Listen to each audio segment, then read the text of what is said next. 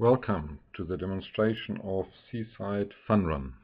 I'm Heimo Jeske, lecturer for C++ at Tshwane University of Technology. Let me take you through the Seaside Fun Run, which was specially designed for matric purposes to demonstrate a database-driven application on matric level. It's not a complicated application since it doesn't have master-detail relationships and so on. Right, here's the interface. Maybe it's a good idea to quickly get an overview through running through the application via the exe file. So let's quickly go to the demo and let's see what we have here. Now, unfortunately, the application itself is centered. It is starting centered on the screen, so the introduction can't be shown that good. But as the introduction is finished, we are coming to that main entry interface, and we can see here it's kicking off with the first tab sheet here, applicants. So it seems to be we have got a small database sitting in the background capturing some applicants, and we can scroll these applicants up and down. If we reach the first record, it comes to a halt.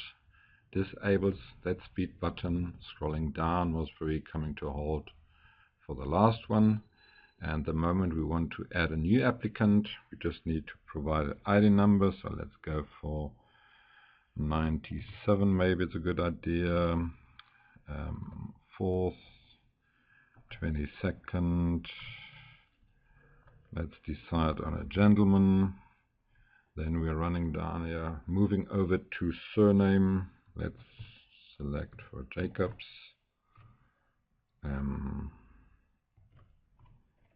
Hannes, amount to be paid. We've got the option to pay any amount between 10 Rand and 200 Rand.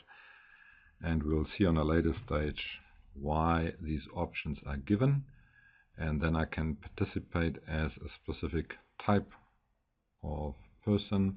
I assume at this age we should be a pupil. Then we verify the data, which is very important. We're coming to that verification on a later stage.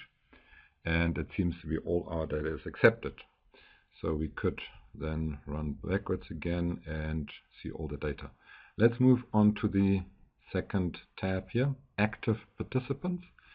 Now, of course, these active participants were captured from the past. So let's just clear them and let's select some new.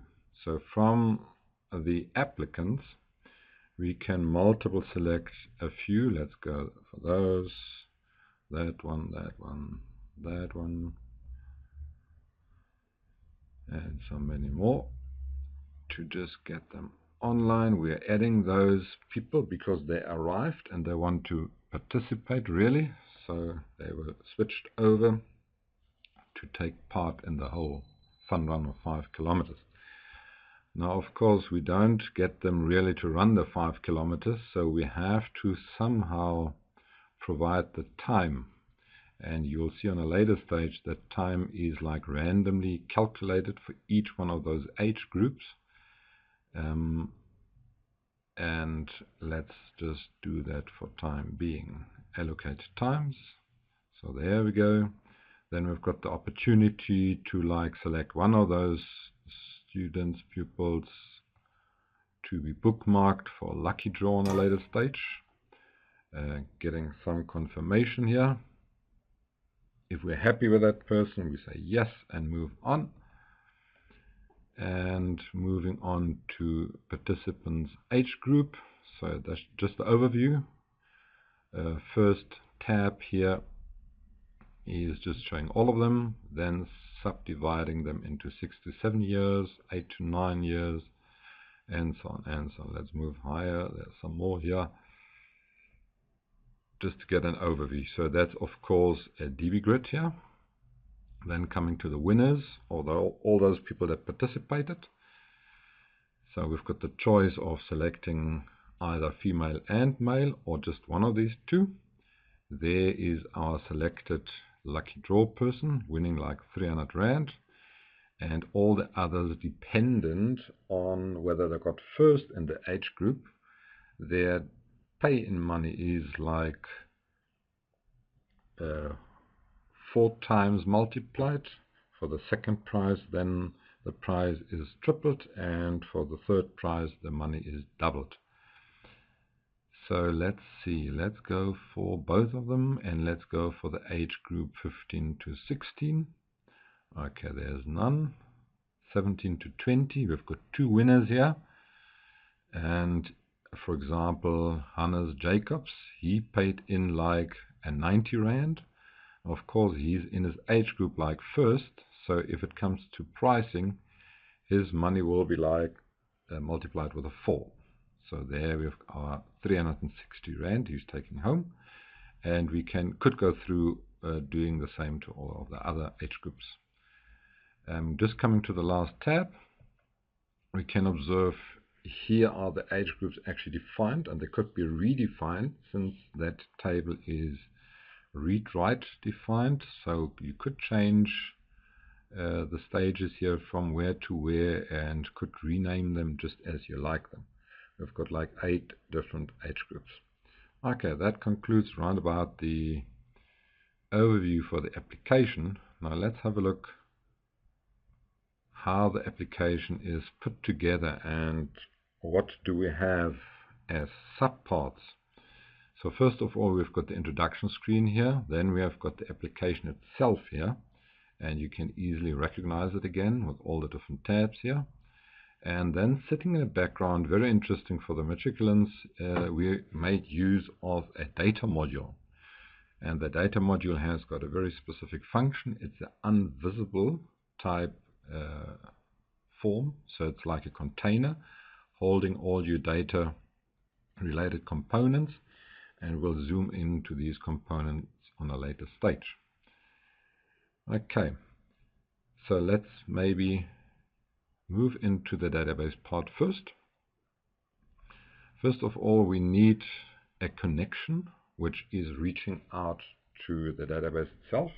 We decided to make use of an Access database and an older one like a 2003 database, so it's compatible nicely to whatever you should have on your PC. It's not the newest, and that ADO connection component of course now needs to be connected to your database. So let's quickly get a demonstration how to connect it. The very important part here is our connection string. Now the connection string, for easiness, is best to be connected to an absolute path, and Build itself is giving us some opportunity to do so. So we are building a connection.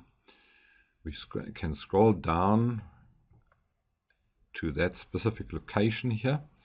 So here's my location in case I would love to take that specific database here. I'm just selecting it. I'm clicking OK.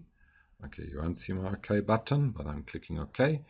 And it's slotted right in here. Scrolling to the right hand side, we can see there is my database file itself, funrun adb, and it's located inside the subfolder funrun mdb. Okay, fine. I could take that out, test my connection, and it seems to be testing fine. So we are happy. We just conclude that connection and go back. Maybe it is important on some databases to show some specific problem. It could be that you share deny none or share deny read is switched on, so it's best to switch them all off and just select like read write for reading and writing purposes. Okay, having that selected, of course now our connection string is completely captured inside that field here.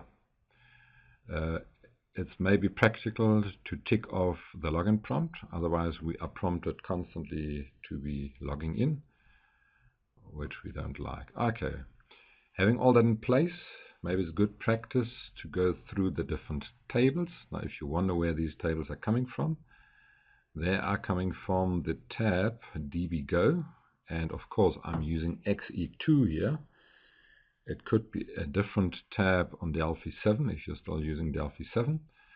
So on axis 2 under DBGo, you'll find the ADO connection, which we just had a look at, and then you can see the ADO table, which is then used in fourfold here.